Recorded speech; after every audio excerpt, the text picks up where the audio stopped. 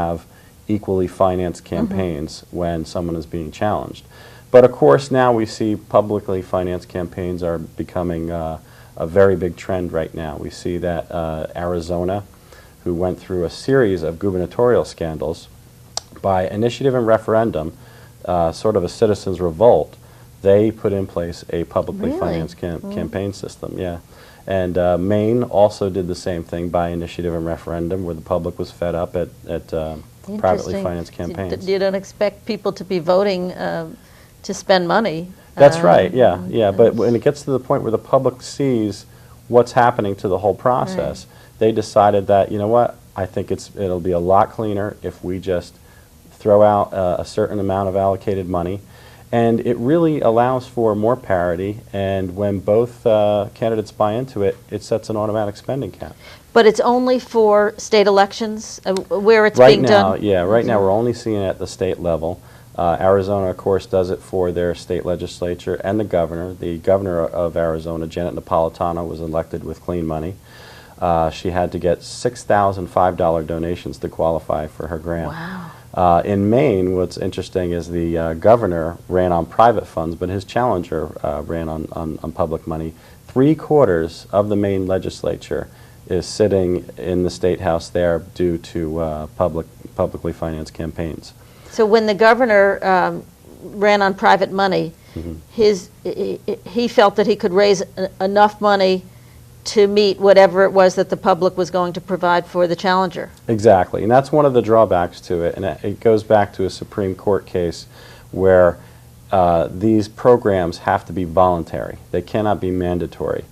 And essentially what's flawed in some of the Supreme Court decisions that we see nowadays is that the Supreme Court has deemed that money equals free speech, and to curtail campaign spending in that way would actually limit free speech. But if you ask any reasonable person about that interpretation, you'd really have to try to figure out why is it that someone like John Corzine or Doug Forrest or Michael Bloomberg deserves more free speech than I do. That's right. That's a good point. A very good point. So what is the program in New Jersey?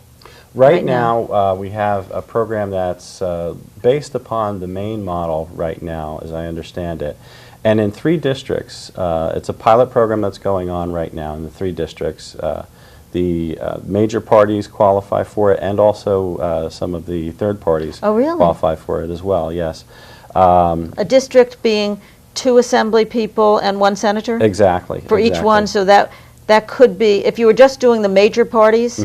That would be 18 candidates. Right now there's 20 eligible because there are libertarian candidates involved as well, and I think maybe Greens as well.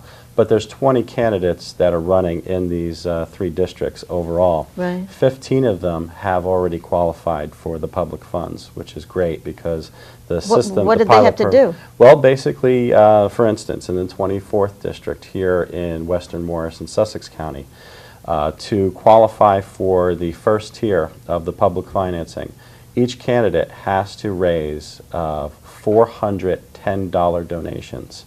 So that's $4,000, and once they reach that level, they will get a matching grant from the state of $46,000, a total of $50,000. Do they have a certain period of time Yes, to do it? Basically from the time that the program started in April till about September 30th, that is when the amount of time that they have.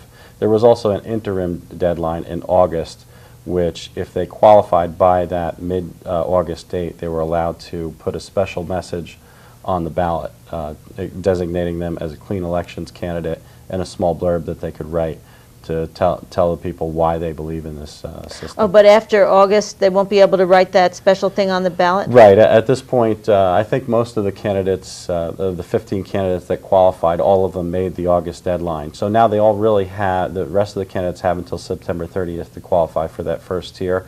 And the rest of the candidates who've already qualified can go toward the next tier, where if they qualify with 800 donations, they can get $100,000. Altogether? Yes, Yeah, altogether. yes. And that's where it ends, in the 24th district, for instance, because at that point, both sides have opted into it, and there's no private money influence going on there. If there was a candidate who had opted out and decided to go privately, There's also a concept where they call rescue money. So if someone were to raise $150,000 to top the publicly financed campaign, that person who opted into public finance would actually get rescue money to help them match up to a certain point. There is a limit to that. That caps at a certain point as well. And it varies by district. So the 24th has different amounts than does the 37th or the 14th. I see. But of the 20 candidates in the 3 legislative districts, everyone has opted in? Yes, everyone has So decided to they're all working on try it. for it. Yes, that's right. And is there any, so they have to go to 400 people in the district, registered voters, I assume, Yes, and get $10. it has to be within your district, right. $10. Then they'll get $50,000. Then they have to do it again. If they want to try for the 800, they can go for the 800 as well. And they can do another 400 and do it again. Is there any other money? Well, there is a small amount of seed money. For instance, in the 24th, those candidates are allowed to raise up to $10,000 the traditional way, meaning that they can go to anybody in the state. It actually has to be a resident of New Jersey, but you can go outside of your district for the seed money. In that case, they are allowed to collect individual donations of up to $500, so they can get as many as 20 donations and raise as much as $10,000 in seed money. And that money is basically, they can use that in order to get outreach programs to qualify for the rest of the funds as well. Or maybe to get started earlier before Exactly, yeah. So they do give people a little bit of a chance to go for the big dollars, but you know, that seed money can be raised anywhere. And what about in-kind contributions? You know somebody who's willing to give you all the postage you need, or all of the printing costs that you need, not cash. Well, they do have some very strict rules around you- it. I'm not really sure how they worked in the in-kind, but they do have very, very strict rules with regard to how the public money can be spent and how, you know, where you can get different benefits from. And of the 15 who have qualified so far, that sounds like a pretty good record. I don't know how other states are doing, but has it been in other states long enough to have some results? Well, a lot of people are, you know, they're being very reserved about it because they feel that, well, Arizona hasn't been doing it long enough. But right off the bat, a lot of people are seeing results where ordinary people that would have never thought of running for office, in a PBS documentary recently called Votes for Sale, they profiled a bike shop owner and a coffee shop owner who was very well respected in his community but never thought of running for office before they came out with clean elections. And the Clean Elections program actually got him into the State House. Really? Yeah. Into the State House? Yes. Was that Maine?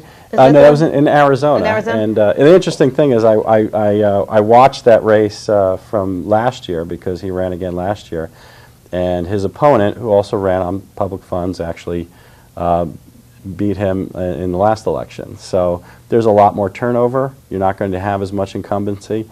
You're going to have people with real convictions and ideas that you know, just haven't lapsed into this culture of status quo, liking things the way they are. You're really going to have people that get out there and talk to voters. One of the biggest things that Speaker Joe Roberts touted as the best thing about publicly financed campaigns is the program forces the candidate to really get out there and go door to door and talk to as many people as they can, especially the unknown candidates who have to get out there and sell their message and collect those donations. They are forced to get out there and meet 400 voters, 800 voters, more people than that because not everybody's going to donate to them. But it really brings the process down to the grassroots level again. It's not just about contacting 20 of your friends that have very deep pockets and 3 of their friends that have very deep pockets. It's about contacting all of the voters to get a broad Couldn't you grassroots just consensus. go into your church and say, hey, listen, I need 400 contributions of $10 each. Will you just, while you're putting money in the plate, would you? Well, in a sense, that does 400 bring it checks? down to